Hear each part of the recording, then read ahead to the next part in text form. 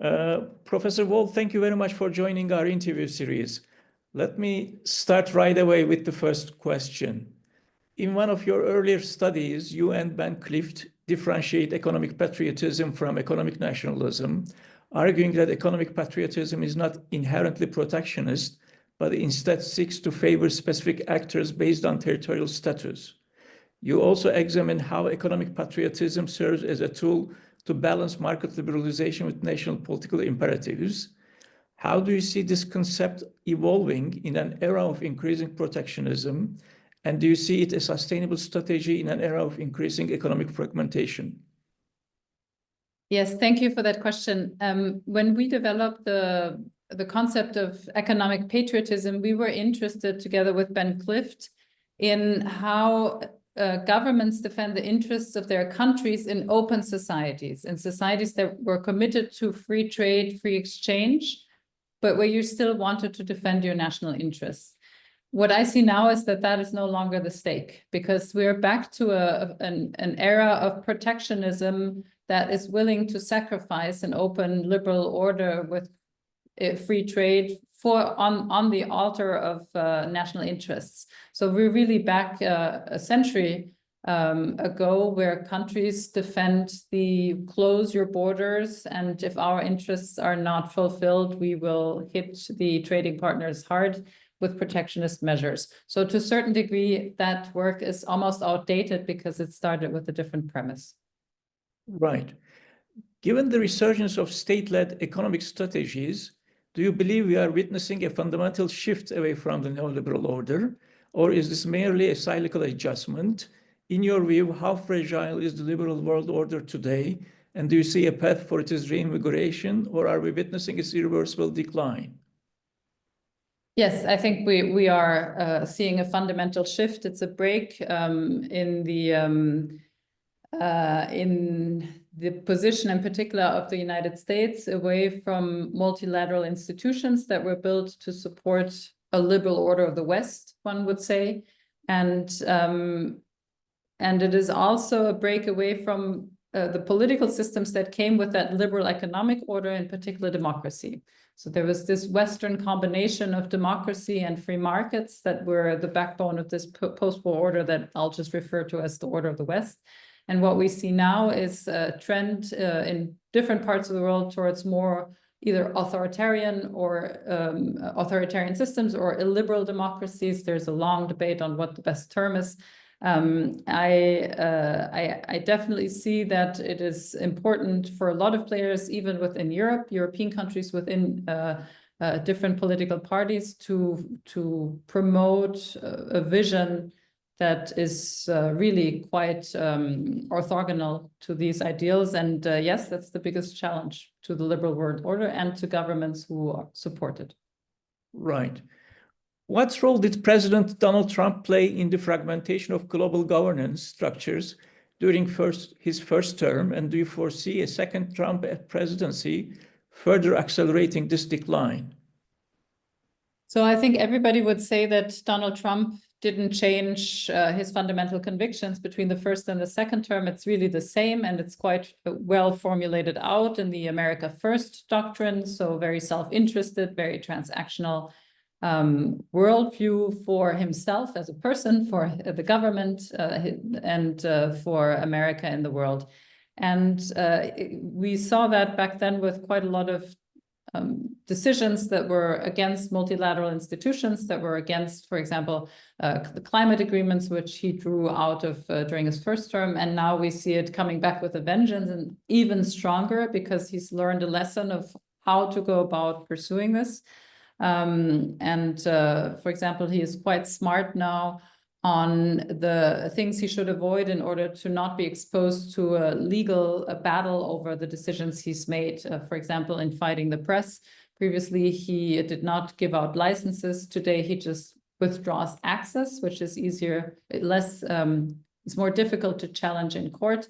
Or the destruction of USAID, the development work of the United States. He's basically closing an agency without closing an agency, because there's a handful of people still left.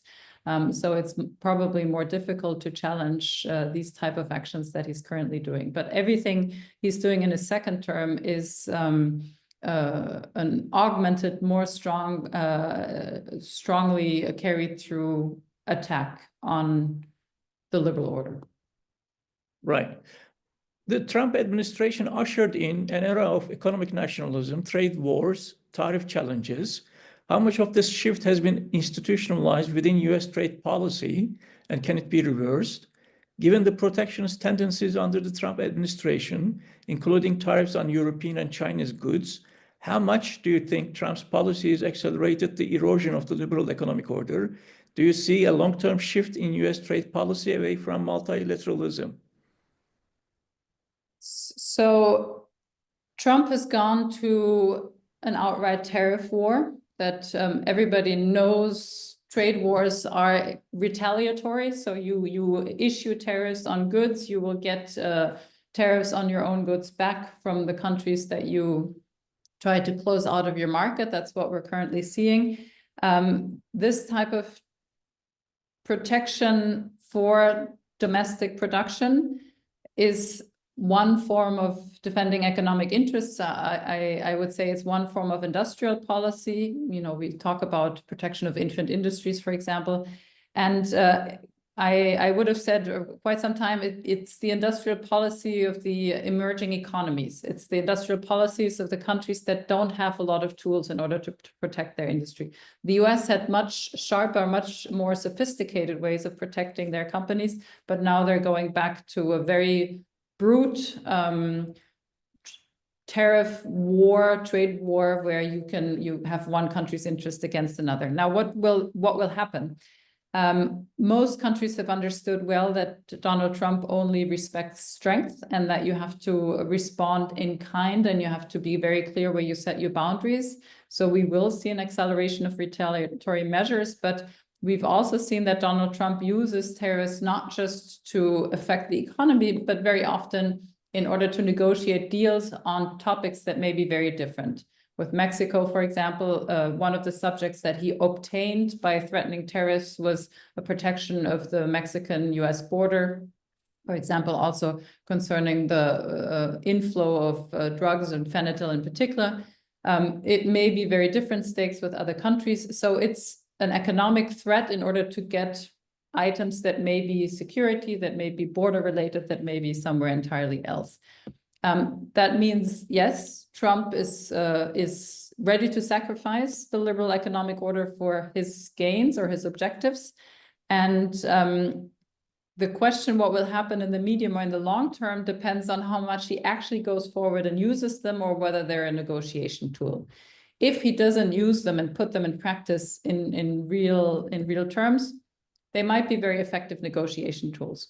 If he puts them into practice and he raises some of the tariffs that he's announced, because the US is part of an interconnected economy, it will hurt also the US economy, because car makers in the US, which he wants to protect, no longer have access to steel or aluminum that comes across the border.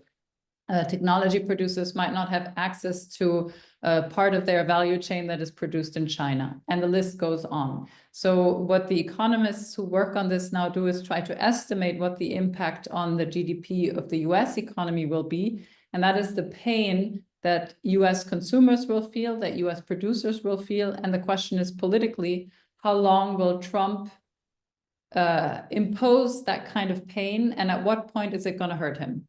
He knows that if gas prices, for example, in the US goes up, it's his base also who will be very unhappy. And he said on television, people will accept to have some sort of pain, but they know it's in their interests. The question is for how long. So we don't know how long this will go on, because we don't know exactly what the economic consequences and the fallout may be, but there will be one.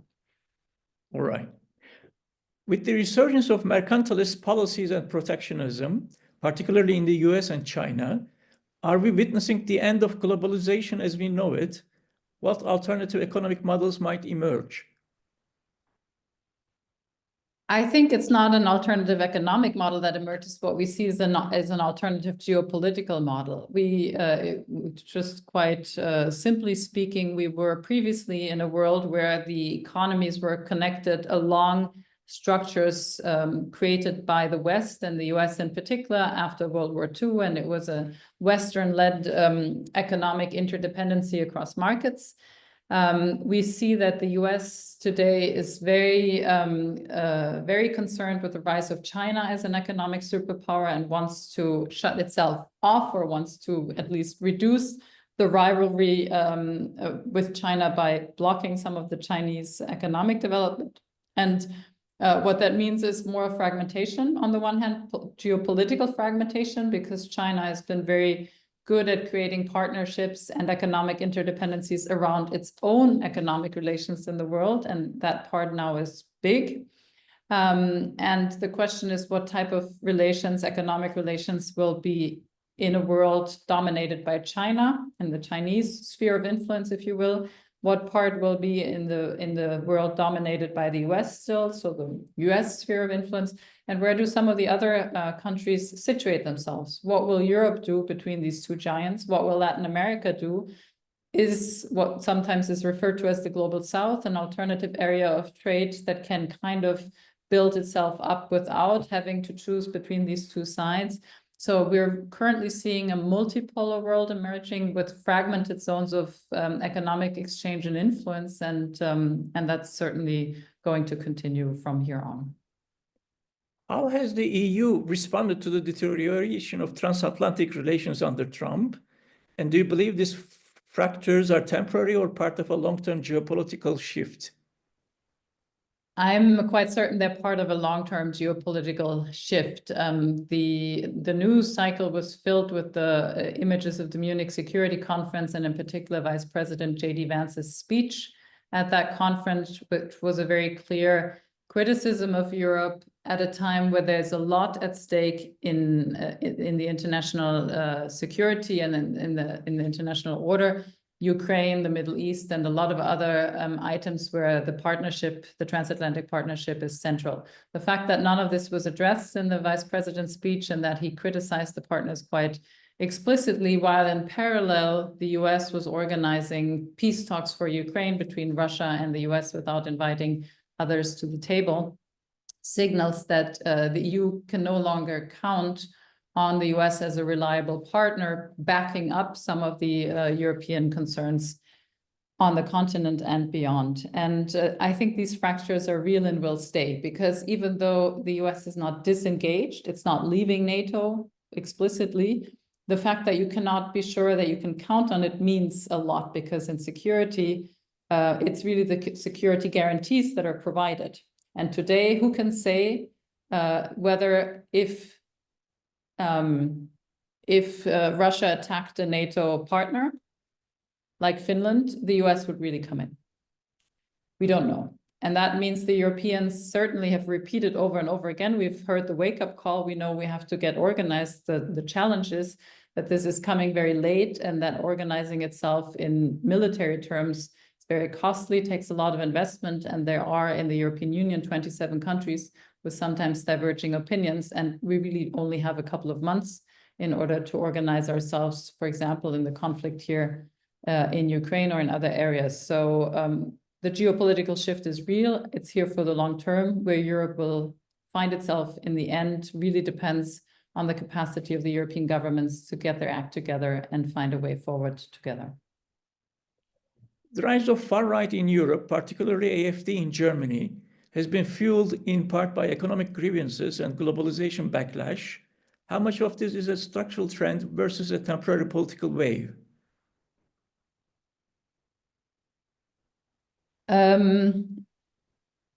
So economic grievances are always very important to address, and it's important also to make sure that parties in the mainstream or on the fringes realize what the challenges are to the different parts of the country. And globalization, we know, has created winners and losers. There's a very mobile urban elite that finds no flaws with the connection of the world, and there is a different part of the country that may be more disconnected, that may be more concerned about the sectors of the regions in which they live and how they develop automobile, for example, or others. And that has to be central in political debate. The rise of the AfD in particular, I don't think is just fueled by economic grievances, but is really fueled by how political leaders have been able to mobilize around these economic grievances. So there's a part of entrepreneurship that really belongs into, is a political game, if you will. And the question for many countries, including Germany now, is how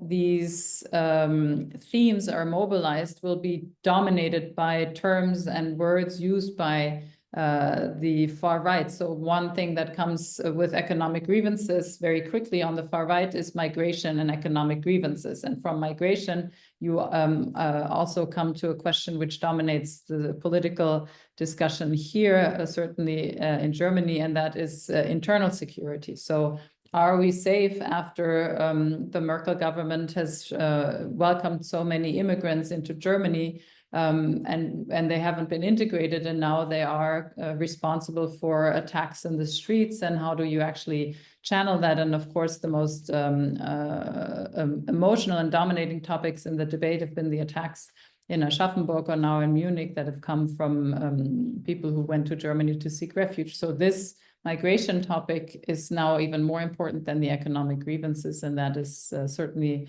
the case in all countries that have a very important far-right movement. In an interview you gave to Greece Tovima newspaper, you emphasized that protecting democracy in Germany requires centrist parties to focus on economic stability and security rather than engaging with the far-right AfD's populist rhetoric. How can governments effectively address voters' economic anxieties, such as deindustrialization, energy costs, and labor market access, without legitimizing the nationalist economic narratives of parties like the AfD? That's a good question. I do think it's important to address the economic grievances, and of course, for every government, every party running for government, you have to have a vision of where you want to bring the country and where you want to bring the country's economy. Now, what is striking of the far-right parties is the social claims they make with it, not so much the economic ones. So the issues of migration, of identity that come with it. And what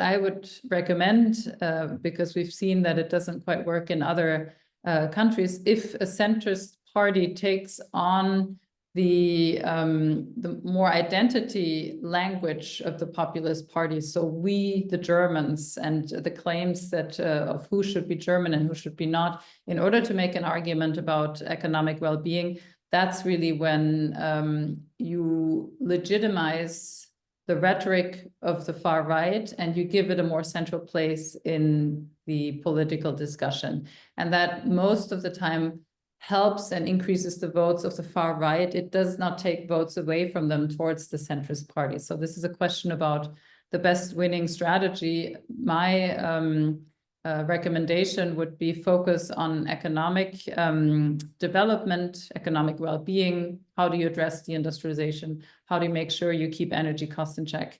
How do you give and provide access to the labor market for all, rather than the identity language of the far right? With the rise of economic nationalism in the US, Germany, and across Europe, coupled with shifting global alliances, do you foresee a deeper transatlantic divide between the US and Europe on trade and economic governance?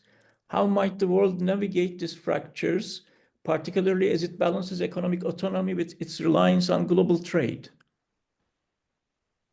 Yes, so we do see the fractures, and for the European countries, it's quite clear they will be cut off from some of the things they relied on in the past. Take Germany. Germany, I mean, I'm overdrawing the line, but Germany has had outsourced its defense competences to the US. It had outsourced the provision of cheap energy and relied on Russia. It did a lot of things in a network where it thought it could get these from others rather than restructuring its economy and its investments in order to be able to provide for it. So clearly now the Germans have to find a way to provide for their own defense that is not as reliant on the US, and they have struggled in the last years in order to get less reliant on cheap energy from Russia, for example, and that will need to continue. And for the Europeans, it's quite clear that the only scale that allows them to do so effectively is really the European market and not the national market.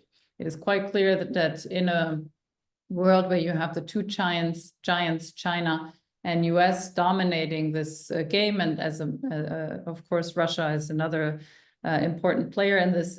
Germany is not enough, France is not enough, certainly Belgium is not big enough. What we can do is use the market power of the single market we have in Europe and use that as a still very important economic space, because it's also important for some of the other countries that we're trying to stay on eye level with, and that means we have to come to a European project that is more, that is less interested in regulating down all the details of every single question one might ask, and more interested in how do we provide peace and stability within the region by having an integrated economic space that we can throw into a discussion where we're really trying to stay on par with the global powers of this world. Given recent rise of far right in both Germany and France, traditional engines of European integration, do you believe these internal struggles will hinder the EU's ability to advance industrial and defense strategies? Could leadership on these issues shift to other European actors? And if so, what role might Germany still play in shaping the future of European economic governance? So it's certainly true that both Germany and France have been in bad domestic shape in order to provide leadership for the EU in the past. Let me be an optimist here. I think France is slowly moving a little bit forward. They've now passed the budget. Even though they have a very fragile government, their vote of no confidence is not imminent these days as it was in the past.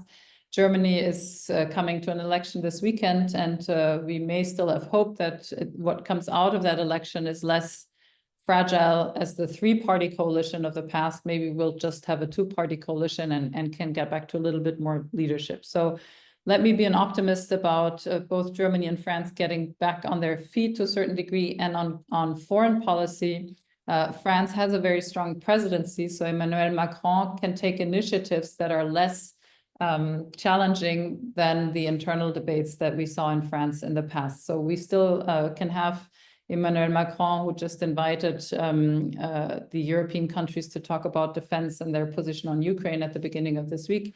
We can have initiatives that may be worthwhile and that will still be important. In the security domain, Europe cannot do anything without France and possibly the UK being very strong motors of decisions. Germany is important still for any funding decision, and there have to be some very fundamental breaks on how we fund the investments that need to be done, possibly through common borrowing or through decisions about the European budget. And that can't happen without France or Germany. But it is also true, and that's the second part of your question, that other countries matter as well, and other countries will take leadership initiatives, and that's a good thing. So today, this traditional Franco-German axis is certainly less important than it will be in the future. What's important is to get a strong coalition of the willing together, which will include other countries. Italy, Poland are hugely important. We see that there was a division between the Western and the Eastern European countries. Bringing that together is important on a lot of these issues. And I don't think the Franco-German axis will be essential if a coalition of these countries can be built. And if another country takes leadership, then that's certainly good news for Europe. What are the economic risks if the far right gains further power in Europe? Could we see increased protectionism and economic fragmentation within the EU itself? Yes, I think the answer is quite short, yes. Right. Okay. And I'll give you one example. Every far-right party has economic protection on their wish list on any domain, whether it's student mobility, whether it's economic exchange, whether it's military investment. So it's a quite clear tendency. All right.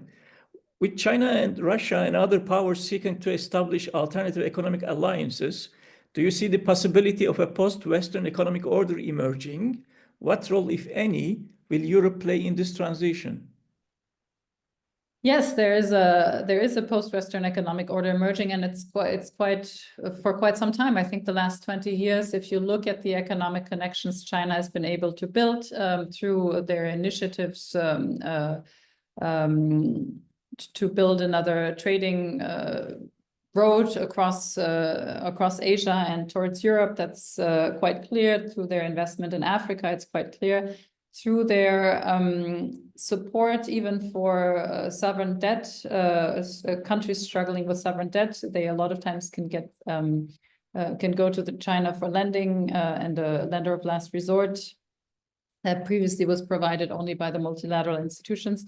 So we already see that there is a quite stable and strong Chinese sphere of influence. And that is also now putting into question the structure of the multilateral institutions that were built with the Bretton Woods regime. So we see that all of these multilateral institutions need to be redesigned, revised, in order to possibly still hold the world a little bit more together, and that they're struggling to provide the functions that they were built to provide. So what role can Europe play? I mean, the reasons, for example, why the International Monetary Fund is not as inclusive of Chinese interests as it should be is linked not to the opposition of Europe, but to the opposition of the US. And I do think that Europe has to make a choice whether they want to support just the US interests, which are very anti-Chinese, or whether they want to be a third force and power in the struggle that goes between China and the US. And I think that's, according to my opinion, the better way forward. US Vice President J.D. Vance and Elon Musk both have lended support to AfD, which is surprising as they come from US, the country Germans have long thanked for putting an end to a deeply shameful period in their history. Do you think this approach signals the end of bilateral relations between US and Germany as we know it? Well, it certainly clarifies to the Germans that the US will also, with their capacities in government, pursue objectives that are contrary to what Germany considers its own security and national interests.